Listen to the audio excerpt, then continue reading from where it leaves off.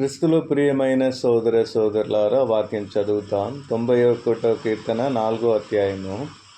ఆయన తన రెక్కలతో నిన్ను కప్పును, ఆయన రెక్కల క్రింద నీకు ఆశ్రయము కలుగును. ఆయన సత్యము కేడమును డాలునై ఉన్నది. ఆమేన్.